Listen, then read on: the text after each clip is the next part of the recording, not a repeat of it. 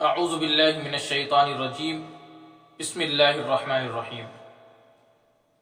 دوستو، آج آپ کو ایک خاص تجربے کی بات بتاتا ہوں کہ آدمی کا نفس یہ جلدی سے قابو میں نہیں آتا، یہ اپنی مرضی کا مالک ہے۔ کبھی تو آپ اس سے سارے کام کروا لو، آپ فرض نماز بھی ادا کریں گے اور نفلے بھی پڑھیں گے، تہجد بھی پڑھیں گے، تسبیحات بھی پڑھیں گے، اور کبھی یہ فرض بھی ادا کر کے نہیں دیتا۔ اس کا مزاج البیلا قسم کا ہے، کبھی تو کسی طرف اور کبھی کسی طرف، اس میں پختگی اور مستقل مزاج ہی نہیں۔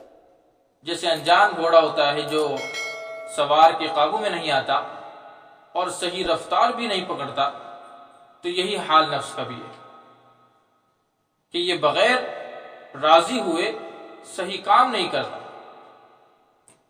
تو دوستو، اس سے کام لینے کا طریقہ یہ ہے کہ اس پر روزانہ کا کام لگا دو اور نفس سے کہہ دو کہ بھائی اتنا کام تو تم سے کروانا ہے، تم چاہے کرو یا نہ کرو، لیکن مجھے زبردستی کروانا ہے۔ اتنے دانے تو تجھ سے پسوا کے چھوڑنا ہے، کیونکہ تم نوکر ہو، مزدور ہو، اتنی نوکری تو تم سے لینی ہے۔ بھئی آپ نوکر رکھتے ہو تو اس سے وقت پر ڈیوٹی لیتے ہو اور پوری ڈیوٹی لیتے ہو، جتنے پیسے اس کو دیتے ہو چاہتے ہو کہ اس سے زیادہ یہ مزدوری کر لے۔ اگر کبھی دیر سے بھی آتا ہے تو اس کو ڈانٹ ڈپٹ کرتے ہو، تنبیہ کرتے ہو کہ بھائی وقت پر آیا کرو۔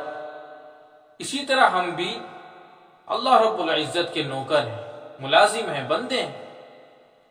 ہمیں اللہ تعالیٰ نے بے شمار نعمتیں دے کر اطاعت و بندگی کی ڈیوٹی پر لگایا ہے کہ میرے بندے تو میرا فرما بردار بن کر رہے، میں نے تجھے اتنی ساری نعمتیں دی ہیں، اب تو میرا کہنا مان۔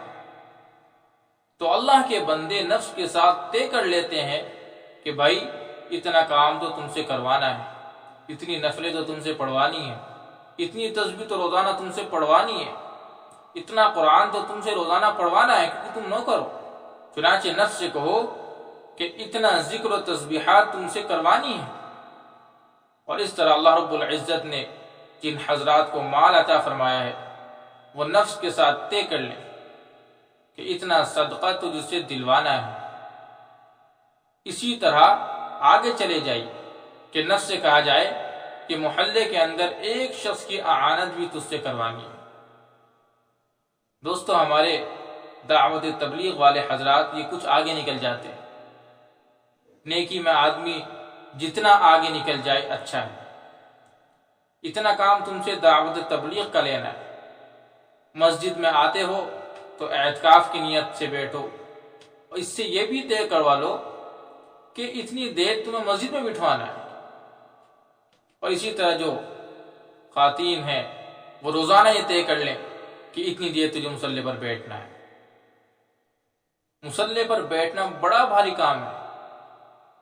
ذرا سی دیر بعد مصلی اٹھا کر پھینک دیتا، ذرا سی دیر بعد مصلی اٹھا کر پھینک دیتا، ذرا سی دیر بھی ذکر نہیں کرنے دیتا۔ تو یہ نفس کا علاج ہے کہ روزانہ اس کو ڈیوٹی پر لگا دو، اس کو کام پر لگا دو کہ تجھے اتنا کام روزانہ کرنا ہے۔ جب اس پر آپ مشقت ڈالیں گے، تکلیف ڈالیں گے، تو انشاءاللہ یہ آپ کا غلام بن جائے گا، اور جس طرح آپ کہیں گے اس طرح چلے گا۔ اس سے کہو تجھے کھانا جب ملے گا جب تو فرض نماز ادا کرے گا، تجھے پانی جب ملے گا جب تو اللہ رب العزت کے حکموں کو پورا کرے گا، تو خود ہی راستے پر آ جائے گا۔